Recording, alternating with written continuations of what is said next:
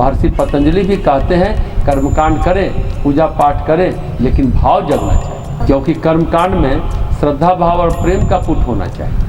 पूरे भाव भक्ति से कर्मकांड करें, लेकिन सारे कर्मकांड का फल, सारे कर्मकांड का ध्येय भगवान नारायण यज्ञ पुरुष है, ईश्वर यज्ञ पुरुष है।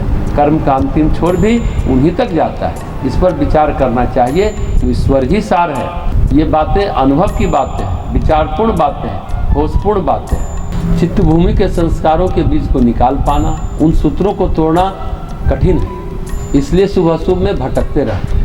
चित्त भूमि के संस्कार चाहे देवों से जुड़े हों, असुरों से जुड़े हों, चाहे किसी और से जुड़े हों, समय आने पर वो बीज पनप गया और होश में न रहे तो खींच ले जाएगा। तब तक जुटे रहना चाहिए जब तक न निकले, खोद खोद कर जड़ों को निकालना चाहिए। जैसे ही ईश्वर भक्ति में आप लीन होते हैं तो सारे विचार क्षीण हो जाते हैं। तब फिर न आपके लिए कोई मनुष्य, न कोई प्रेत, न पिशाच, केवल भगवान। तो भगवान की ऐसी महिमा है, वो ईश्वरीय प्रकाश, उसकी वो चैतन्य अवस्था है, वो आपके चित्त भूमि को खोद लेगी, खत्म कर देगी। प्रारब्ध ही नहीं, संचित का क्षय होना चाहिए। प्रारब्ध जटिल होते हुए क्षीण हो जाता है। प्रारब्ध में थोड़ा सा भी सावधान रहेंगे, थोड़ा कष्ट उठाने के बाद उसका क्षय हो जाता है, लेकिन संचित रक्त बीज की तरह है। जीवन मिला, सुख भोगे चाहे दुख भोगे, तो जो प्रारब्ध है वो कट रहे हैं। प्रारब्ध हर जीव के कट जाते हैं, कुछ बच जाते हैं लेकिन कट ही जाते हैं। संचित का बीज कब अंकुरित हो जाए हमें पता नहीं। संचित काटने के लिए होशपूर्वक ईश्वर भक्ति करनी पड़ती और दीर्घकाल तक करनी पड़ती। प्रारब्ध तो 150 साल में कट जाता है, लेकिन संचित आवश्यक नहीं कि 150 साल में कटे। संचित के लिए आपकी चित्त भूमि में ईश्वरीय प्रकाश जब तक कण कण में, कोने कोने तक नहीं पहुंचता, तब तक संचित कर्म नष्ट नहीं होता।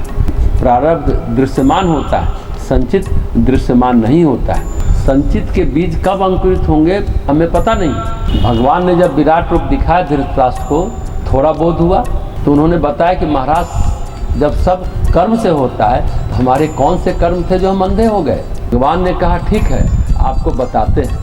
भगवान उन्हें पिछले जन्मांतर में प्रवेश कराते गए। धृतराष्ट्र अपने पिछले जन्म को देखते गए, लेकिन कई जन्म देखने के बाद भी उन्हें ऐसा कोई कर्म नहीं मिला कि वो अंधे हो जाते। तो फिर उन्होंने कहा तो कर्म का कोई नियम नहीं है हमारे लिए।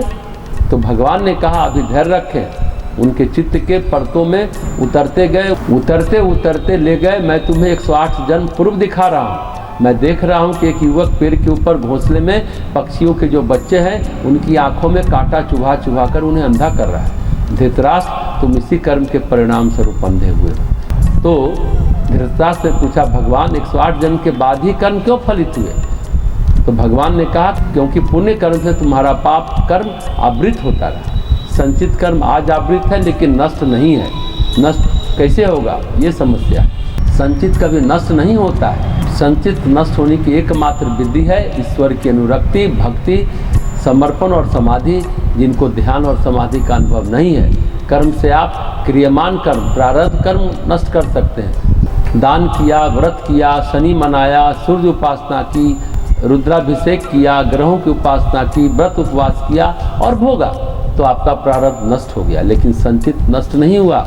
संचित नष्ट करने के लिए आपको चित्त के अंतिम परत में उतरना पड़ेगा, पूरा चित्त तोड़ना पड़ेगा। ऐसे नष्ट नहीं होने वाला है। हाँ, कितना समय लगेगा ये किसी को नहीं पता, लेकिन व्यक्ति को जुट जाना चाहिए। कितने साल का लेखा जोखा है पता नहीं, उसके लिए तप पर्याप्त नहीं है। चित्त भूमि को निर्वीज करने के लिए सिर्फ तप पर्याप्त नहीं है। एक प्रारब्ध की परत टूटी तो दूसरे प्रारब्ध की परत आ गई। पाप की परत टूट गई तो पुण्य की परत आ गई। पुण्य की टूटी तो पाप की आ गई। यही चक्र चलता रहता है। जब आप पुण्य और पाप की परतें तोड़ देते हैं तो पतंजलि ने साफ सुथरे शब्दों में कहा है कि एकमात्र ध्यान ही ऐसा है जिससे चित्त से संचित कर्म नष्ट होता है। और संचित जब नष्ट हो जाता है, जिसे कहते हैं निर्बीज समाधि, कोई रक्त बीज नहीं बचता है, कोई कर्म बीज नहीं बचता।